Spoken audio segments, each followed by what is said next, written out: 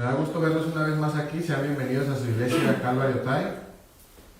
También sean bienvenidos todas las personas que vayan a ver este video. Si es que ya hay alguien en vivo, no lo creo porque apenas iniciamos la transmisión, pero si lo ven repetido, Dios los bendiga. Los esperamos ver muy pronto aquí con nosotros.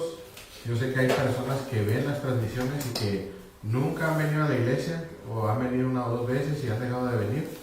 Los animo para que vengan y se congreguen aquí con nosotros.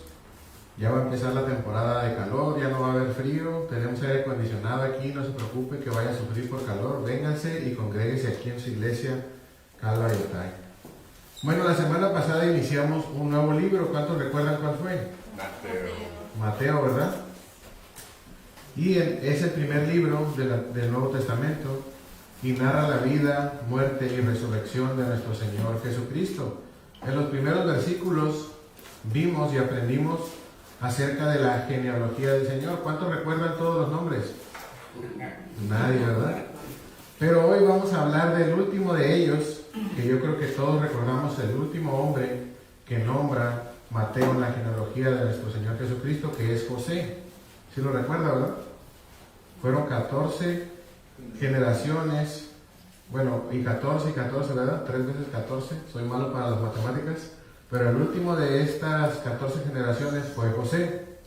Entonces, hoy vamos a hablar de él, y eso de hablar de José, me recuerda una historia de un amigo que se llamaba José también. Dije que no iba a decir su nombre hoy, pero es que se llamaba así. No voy a decir el nombre de su esposa, por respeto, pero voy a contar esta historia acerca de este matrimonio que ya tenía 5 años de casados. Y entonces un día su esposa va al closet y encuentra una caja y la abre, y dentro de la caja había 5 huevos y $10,000. Entonces va con su esposo y le dice: oye, ¿qué es esto que encontré en el armario? Le dice. Y su esposo estaba viendo el Facebook, ¿no? Y le dice: no te preocupes, dice, lo que pasa es que cada vez que me enojo contigo, voy y pongo un huevo ahí. Y a su esposa dice: ok, pues son 5 huevos, quiere decir que solamente se ha enojado 5 veces, una por año. No, pues no está tan mal, ¿no? Oye, pero ¿y los $10,000? Dice, lo que pasa es que cada vez que completo una cartera, la vendo, dice, y guardo el dinero ahí. Bueno, yo ya fuera millonario si hiciera eso. Es una buena idea, pastor. ¿Puede ver el título de nuestra enseñanza del día de hoy? José, un hombre justo. Y hoy vamos a hablar precisamente de este matrimonio, de José y María, y cómo José fue un hombre justo en su relación, ¿verdad? Y vamos a estudiar Mateo 1, del 18 al 25. Son poquitos versículos, son 7 nada más. Mateo 1 del 18 al 25, abra su Biblia ahí para que nos acompañe con su vista cuando lo leamos. Y a través de este estudio de este hombre llamado José, que a veces se habla muy poco acerca de José en la Biblia, ¿verdad? Se habla más de María, hablando de los dos padres de nuestro Señor Jesucristo. Sabemos que José fue nada más un padre adoptivo. Pero a través de este estudio vamos a aprender 3 cualidades de un hombre justo. 3 cualidades de un hombre justo. Y vamos a leer el versículo 18 para comenzar. ¿Ya está ahí en su Biblia? Dice la palabra de Dios así, dice: el nacimiento de Jesucristo fue así. Estando desposada María, su madre, con José, antes que se juntasen, se halló que había concebido del Espíritu Santo. Quiero que note aquí que Mateo comienza su relato del nacimiento de Jesucristo diciendo fue así, porque era algo que iba a ser increíble o poco creíble para la gente de esa época y para la de hoy también, ¿verdad? Sigue siendo. Y él comienza su relato como diciendo fue así, aunque usted no lo vaya a creer, así es como fue. Entonces Mateo comienza su relato así y dice: estando desposada María, su madre, con José. ¿Qué es desposada? Es una palabra que hoy en día no es muy común, que ya no utilizamos, pero en aquel tiempo estar desposado o desposada significaba una relación similar a la del matrimonio. En sí, el matrimonio judío constaba de 3 pasos, le voy a decir. El primero era cuando las dos familias acordaban la unión entre sus hijos. Todavía yo creo que aquí en México, en algunos lugares, ¿verdad? Todavía se hace así, o en el pasado fue así, de que decían, mi hija se va a casar con el hijo de tal persona, y acordaban ellos el casamiento. ¿A alguien le tocó todavía vivir eso o verlo? Alguno de sus antepasados le contó una historia de que, ¿sabes qué? Yo no escogí con quién casarme, sino que mis padres escogieron con quién me iba a casar. ¿Sí le tocó o no? Sí. Bueno, pues en el judaísmo era así. Los padres acordaron que José y María iban a casarse. Ese es el primer paso de una boda judía. El segundo paso es el desposorio, que es cuando ellos ya hacen pública su relación ante la sociedad, ante el pueblo donde ellos vivían. Se hace público el compromiso y comienza una cuenta regresiva de 1 año, que es muy similar al que nosotros conocemos, ¿verdad? Nosotros hacemos público nuestro compromiso. En este caso yo me acuerdo cuando le di el anillo a mi esposa, y a partir de ahí acordamos que dentro de 1 año y aproximadamente íbamos a casarnos, íbamos a festejar la fiesta de bodas.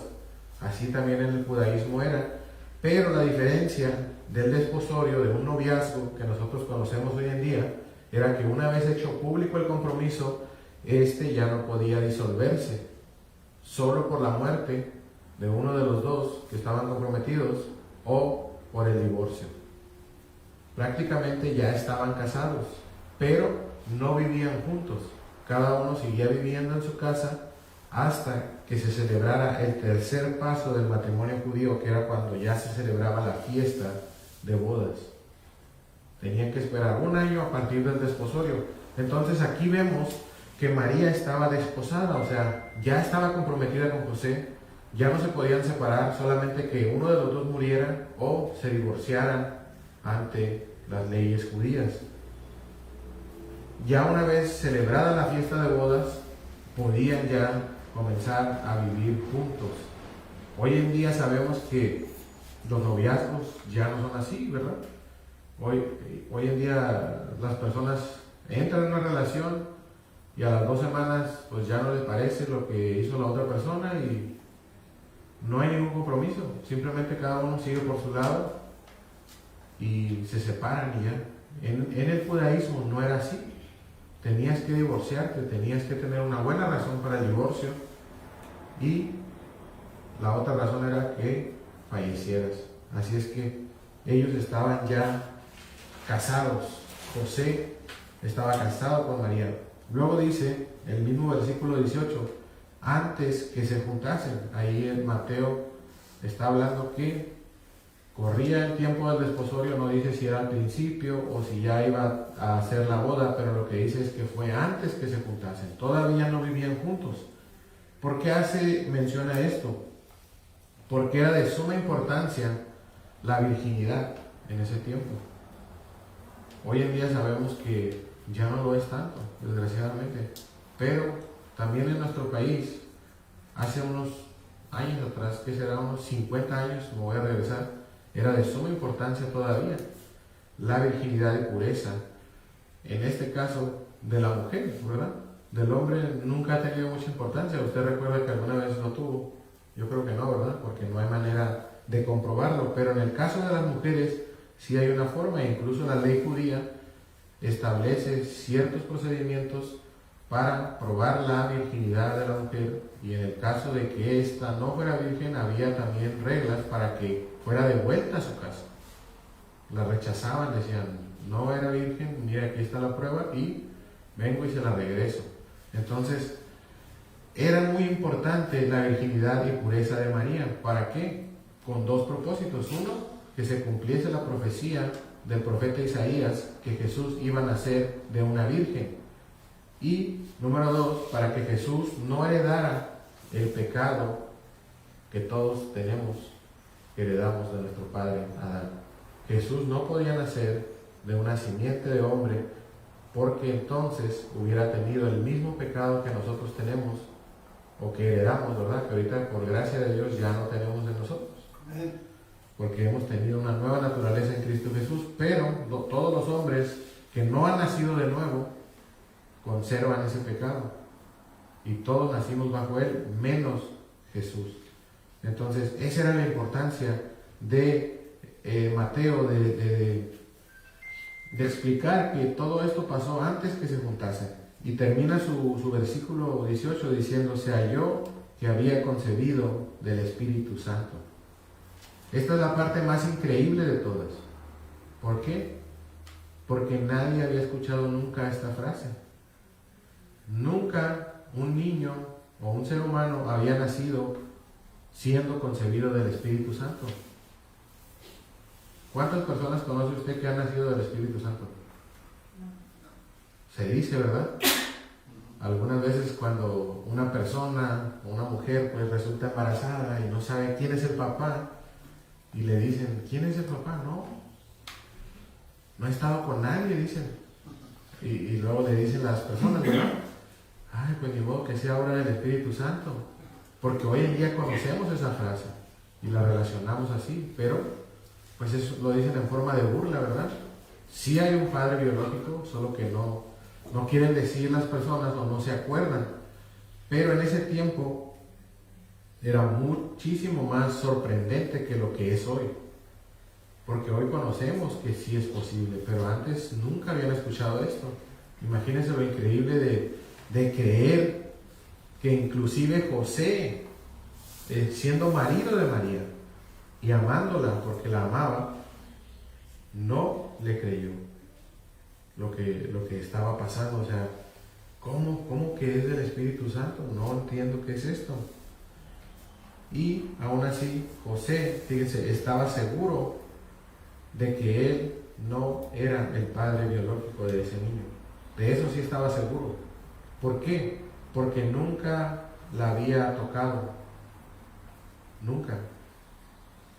Por eso estaba seguro. Cuando usted tiene una relación y usted tiene relaciones con una persona y luego la persona le dice que está embarazada, la mujer de la relación, usted puede dudar si es su hijo o no, ¿verdad que sí? Porque no sabe.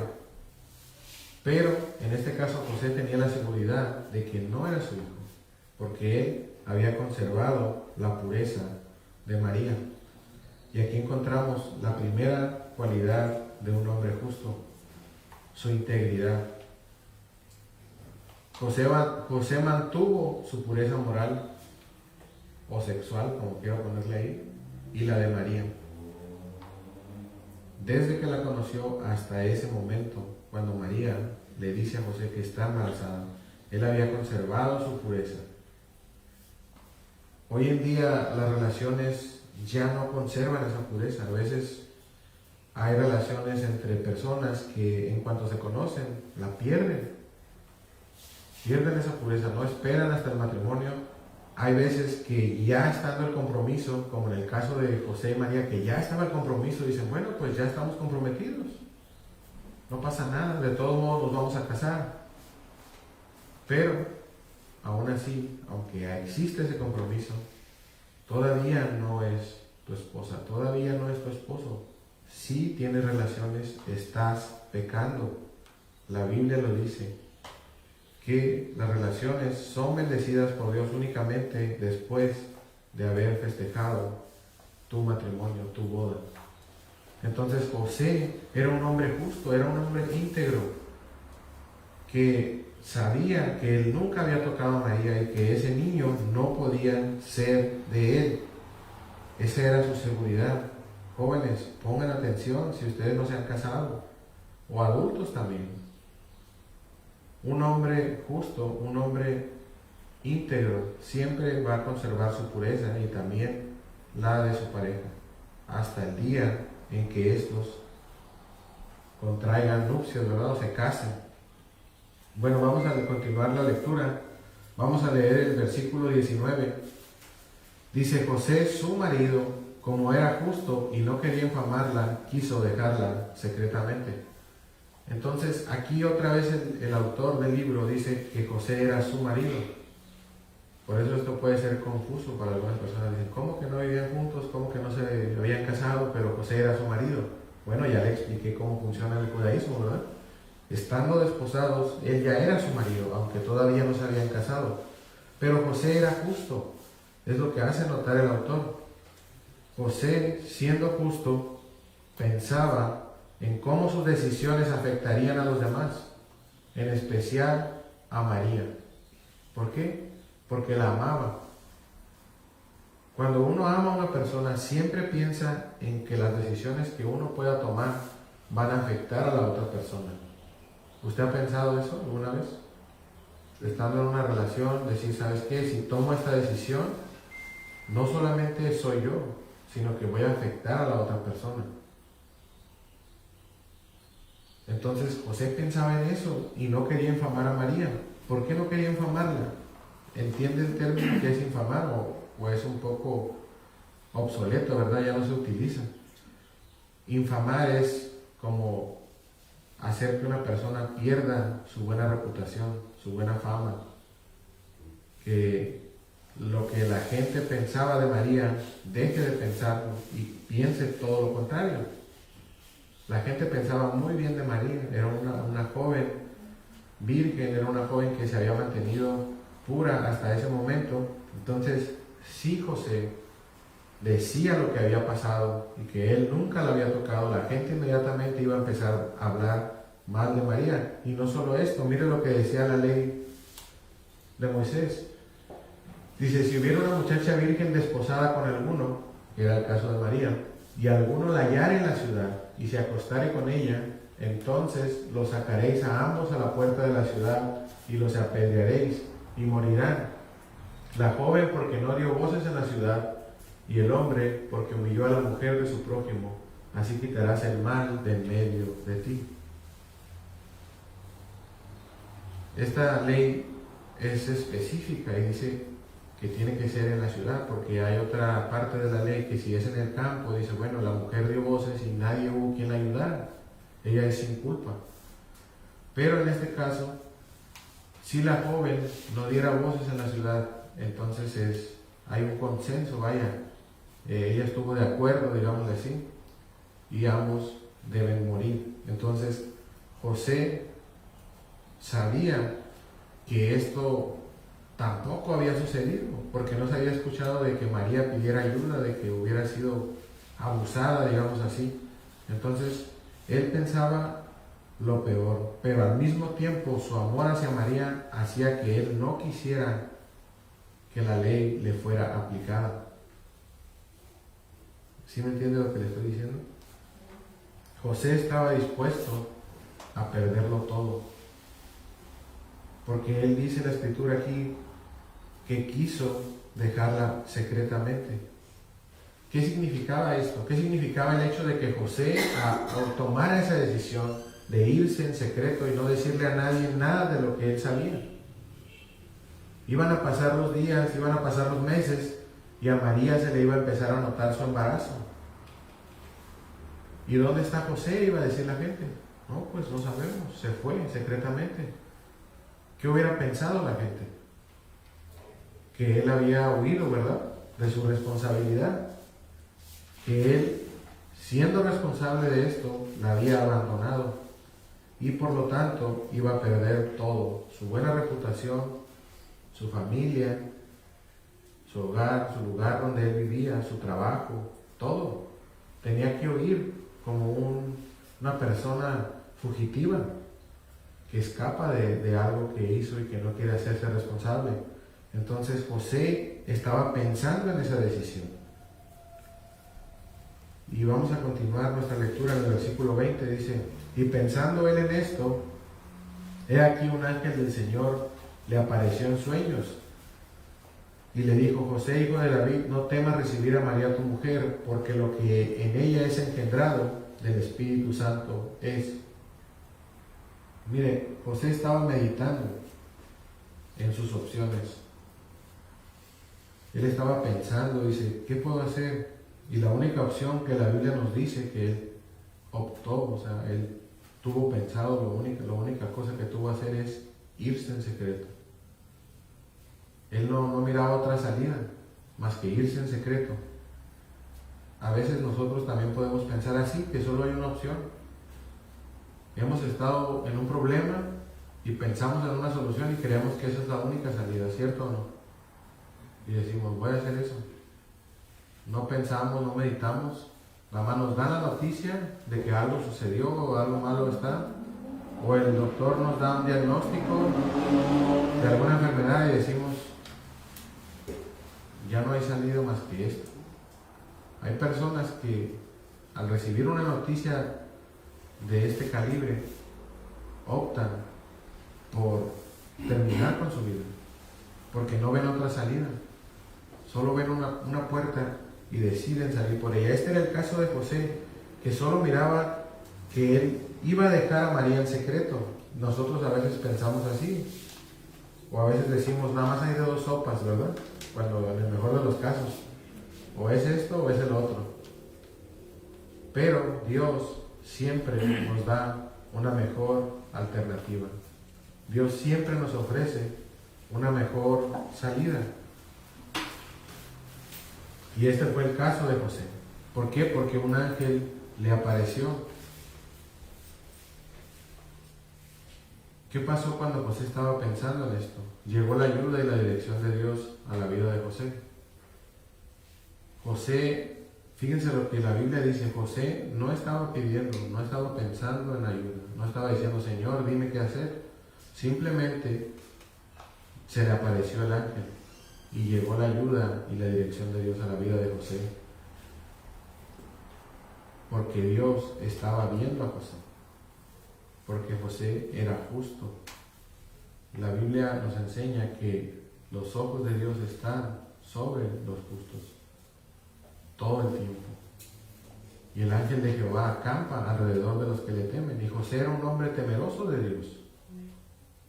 Y era un hombre justo. Y aunque él no pidió la ayuda de Dios, el ángel se le apareció.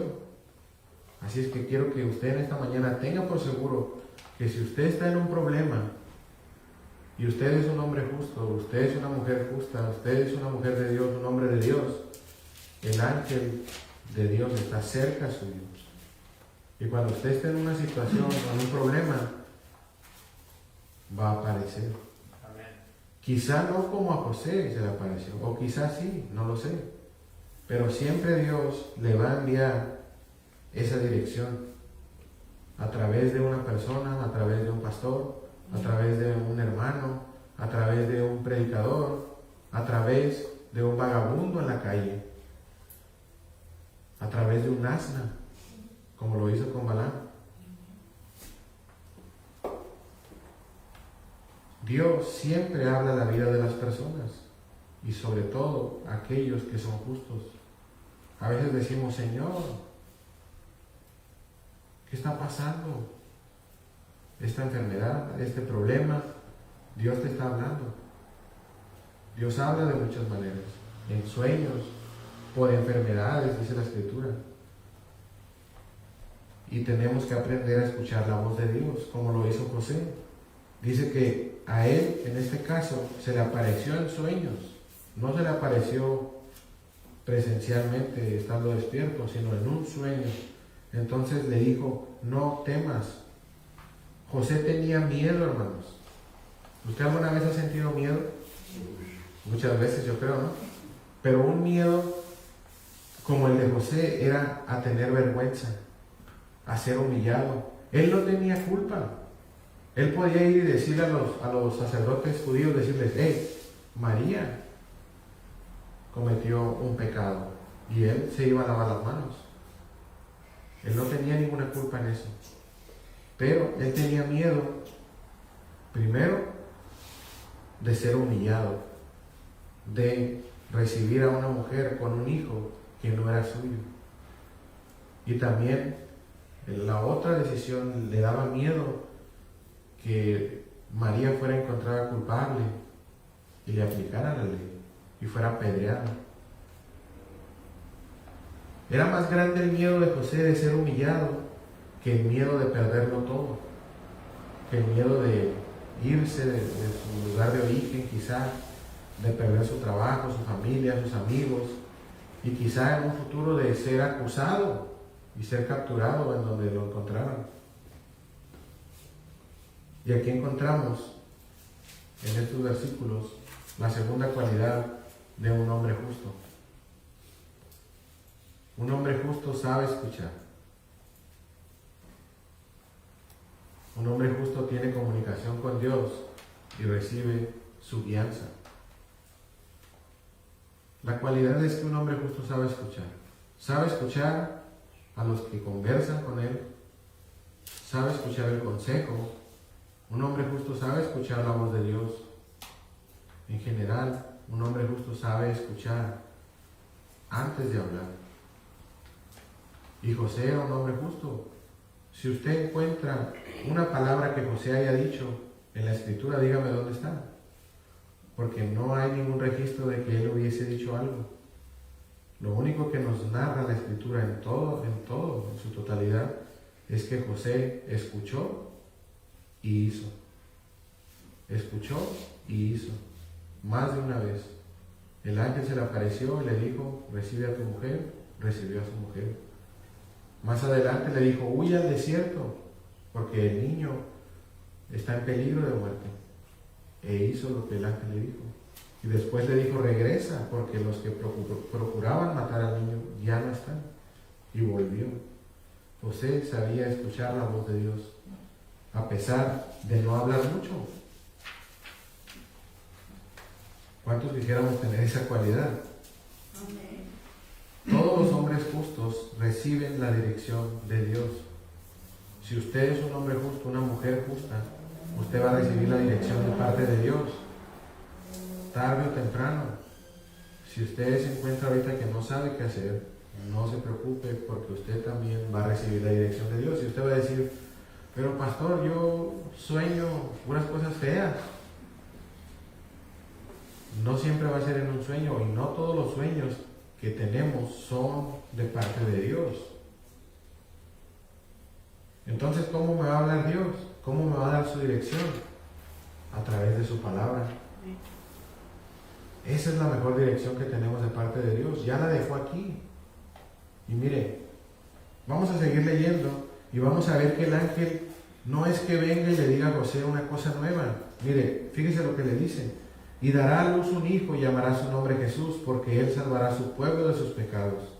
Todo esto aconteció para que se cumpliese lo dicho por el Señor por medio del profeta cuando dijo, he aquí una virgen concebirá y dará a luz un hijo y llamará su nombre Manuel, que traducido es Dios con nosotros. ¿Qué está haciendo el ángel? Está citando la palabra de Dios. Le está recordando a José quizá lo que él había olvidado, o tal vez sus ojos no estaban abiertos para ver la escritura tal cual. El ángel le está revelando las escrituras solamente, le está diciendo, esto ya lo anunció el profeta Isaías. Yo no creo que José nunca haya leído lo que el profeta Isaías dijo, porque todos los judíos, si hay un libro o hay un rollo que ellos siempre leían, era el profeta Isaías. Era uno de los profetas mayores y ellos lo tenían muy en cuenta todo el tiempo. Sin embargo, no entendían lo que realmente significaba lo que Isaías decía. Dicen algunos teólogos que cuando Isaías dijo esto, miren lo que dice textual, por tanto el Señor mismo dará una señal, he aquí que la Virgen concebirá y dará a luz un hijo y llamará su nombre Emmanuel. Hay teólogos que dicen que Isaías no logró comprender estas palabras que él mismo declaraba. ¿Por qué? Porque es así. A veces Dios nos dice, di esto, y tú lo dices, y a veces tú dices, pero es que no entiendo cómo es. No necesitamos entender, solo necesitamos creer. El profeta dijo así, y así fue. Y así le estaba diciendo el ángel a José que iba a ser. En un tiempo, yo me acuerdo que decía, cuando recién me acerqué al Señor y empecé a estudiar su palabra, y decía, el ángel le dijo que se iba a llamar Emmanuel. Bueno, el profeta, perdón. Y el ángel le dice que Jesús. ¿Por qué le pusieron Jesús? Decía yo. ¿Por qué no le pusieron Emanuel como estaba la profecía? Bueno, mire, Jesús significa Salvador. Y el ángel se lo dice, porque salvará a su pueblo de sus pecados. Y luego le dice que es para que se cumpla la profecía. ¿Y qué significa Emanuel? Dios con nosotros. La profecía era que Dios iba a estar con nosotros, entre nosotros y en nosotros. Entonces sí se cumplió la profecía. Emanuel es Jesús, Dios con nosotros, Dios entre los hombres. Eso es lo que significa. Jesús es el Salvador. En realidad, los dos nombres tienen un significado y los dos fueron cumplidos en la persona de nuestro Señor Jesucristo. Vamos a seguir leyendo los últimos 2 versículos, ya para terminar. Y despertando José del sueño, hizo como el ángel del Señor le había mandado y recibió a su mujer. Pero no la conoció hasta que dio a luz a su hijo primogénito y le puso por nombre Jesús.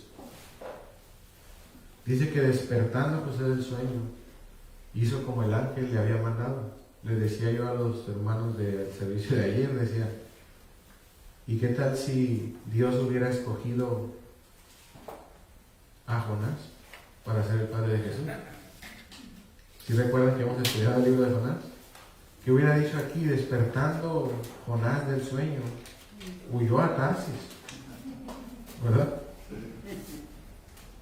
Hubiera sido diferente la historia, pero Dios escogió a José porque sabía que José era un hombre justo. No que Jonás no fuera justo, pero Jonás era un poco más rebelde, ¿verdad? A veces somos así. Pero Dios conoce a cada uno de nosotros y sabe qué es lo que somos capaces de hacer y qué es lo que no. Y nos pone a hacer lo que somos capaces de hacer. Y lo que no somos capaces de hacer, Él lo hace por nosotros. Pero al final de cuentas, cumplimos el propósito de Dios en nuestras vidas. Pero aquí dice la Escritura que José despertó del sueño e inmediatamente hizo como el ángel del Señor le había mandado y recibió a su mujer. Dejó de lado su temor al qué dirán y obedeció a Dios. ¿Cuántas veces nosotros hemos tenido miedo? ¿Qué van a decir mi familia, mis amigos? Y no obedecemos a Dios por ese miedo. El mismo apóstol Pablo dijo esto, miren, Gálatas 1:10. Pues busco ahora el favor de los hombres o el de Dios, o trato de agradar a los hombres. Pues si todavía agradara a los hombres, no sería siervo de Cristo. Necesitamos dejar ese temor de lo que la gente vaya a pensar de nosotros y obedecer la palabra de Dios. Es lo que necesitamos hacer si queremos ser justos. Y luego dice el versículo 25 que no la conoció hasta que dio luz a su hijo. ¿Qué quiere decir que no la conoció? No quiere decir que no sabía quién era María, ¿verdad que no?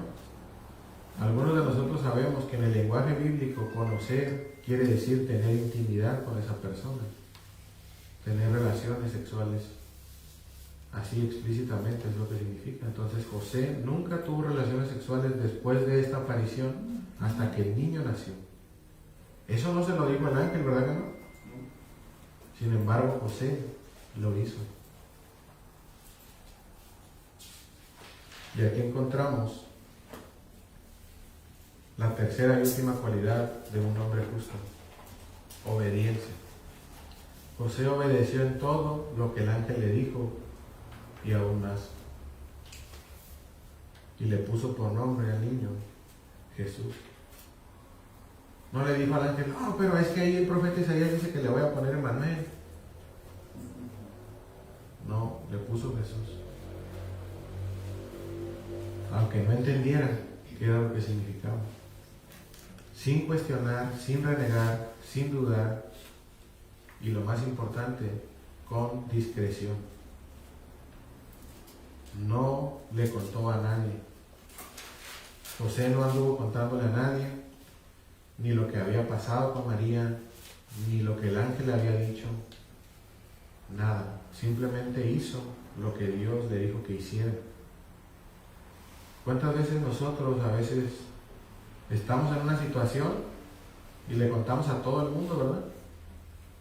Imagínese que a usted se le apareciera un ángel. ¿Qué haría? Y que le dijera, ¿sabes qué? Víctor, haz esto, esto y el otro. Hombre, rapidito viniera, ¿verdad? A contarle a todo, la iglesia, al pastor. Pastor, denme un servicio especial porque voy a contar lo que el ángel me dijo. Y hasta sube la foto del ángel ahí al Facebook, ¿no? Aquí platicando con el ángel. Somos así, hermanos. Pero José no era así. José hizo todo con discreción.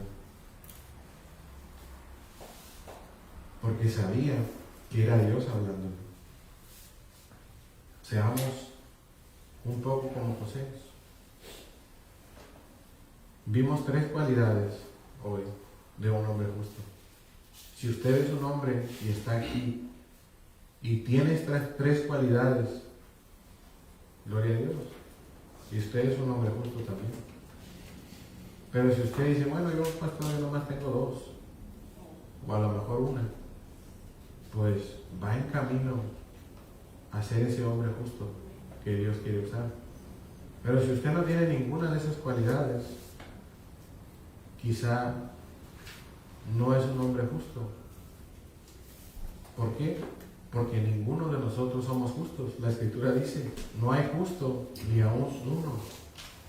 Entonces, ¿de qué me está hablando, pastor? Si yo no hay justo ninguno, entonces ¿cómo somos llamados justos algunos? Por medio de Jesucristo. Nosotros somos justos porque Él es justo. Por medio de la justificación es que nosotros podemos ser llamados justos porque Él nos heredó por medio de su sangre el ser llamados justos delante de Dios. Mira lo que dice Juan 3:3. ¿Eres tú nacido de nuevo? Esa pregunta